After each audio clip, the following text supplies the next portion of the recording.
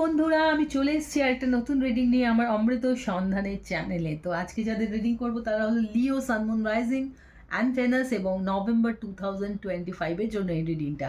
তো প্রথমে আমরা জেনুইন রিডিং দেখে নেবো, তারপরে লাভ রিডিং, তারপর কেরিয়ার রিডিং। তো চলো বন্ধুরা, প্রথমে দেখা যাক যে জেনারেল রিডিংয়ে কি আসছে তোমাদের জন্য নভেম্বর মাসের জন্য। চলো দেখে নিই লিও বন্ধুরা কি আসতে চলেছে তোমাদের জীবনে। 4 অফ কাপস। সো লিও বন্ধুরা, আমি দেখতে পাচ্ছি যে তোমার জীবনে একটা ম্যাজিক্যাল অপরচুনিটি আসতে চলেছে, কিন্তু কিন্তু বন্ধুরা, তোমরা কিন্তু অন্য কোনো একটা বিষয় নিয়ে, যেটা খুব একটা ইম্পর্ট্যান্ট নয় কিন্তু তোমার কাছে সেটা এখন ইম্পর্ট্যান্ট লাগবে, সেটা নিয়ে তুমি এতটাই বেশি ডিপ্রেসড হয়ে আছো, বোরিং হয়ে আছে তোমার লাইফটা, কোনো ইন্টারেস্ট পাচ্ছ না, যে তোমার লাইফে যে নতুন ইন্টারেস্টগুলো আসছে, যে অপরচুনিটিগুলো আসছে, সেগুলোকে তুমি মিস আউট করে ফেলছো। তো বন্ধুরা, জেগে ওঠো, জেগে ওঠো, জেগে ওঠো এবং অপরচুনিটিসগুলোকে গ্র্যাব করো। চলো দেখে নিই লাভ লাইফে কি আছে। ব্যাগেজ, এস, তোমার লাভ লাইফটাই তোমার পুরো লাইফটাকে না রুইন করছে, যেটা দেখতে পাচ্ছি নভেম্বর মাসে।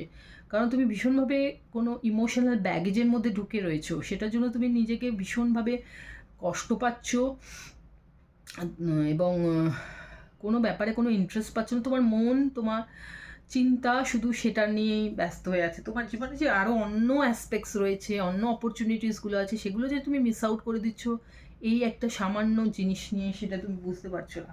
তো কোনো একটা পাস্ট রিলেশনশিপের জন্য তুমি কিন্তু সেই ব্যাগেজটা এখনও বয়ে চলছো এবং কিন্তু সেখান থেকে বেরিয়ে আসতে পারছো না, এবং সেই ছায়াটাই কিন্তু তোমার জেনারেল লাইফে পড়ছে। তো দেখা যাক কেরিয়ারে, কেরিয়ারে কি আছে। অ্যাডজাস্টমেন্ট, দেখো কেরিয়ারটাও কিন্তু তোমাকে অ্যাডজাস্ট করতে হচ্ছে, বিকজ অফ তোমার ইন্টেনশনটা কিন্তু যে কোনো একটা নির্দিষ্ট দিকে যাচ্ছে, যেটা অ্যাকচুয়ালি কিন্তু তোমার কোনো ভালো করবে না। তো সেই জন্য তোমার কেরিয়ারটাকেও বাঁচানোর জন্য তোমাকে কিছু অ্যাডজাস্টমেন্ট করতে হবে নভেম্বর মাসে। তুমি যেটা যেটা এক্সপেক্ট করছো সেই অনুযায়ী তোমার হবে না, কারণ তুমি তো তোমার টোটাল এফোর্টটা দিচ্ছ না, সেই জন্য তুমি যা চাইছো সেটাও হচ্ছে না।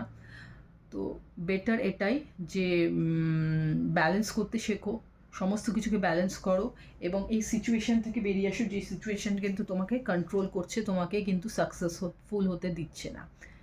Tata, bye bye.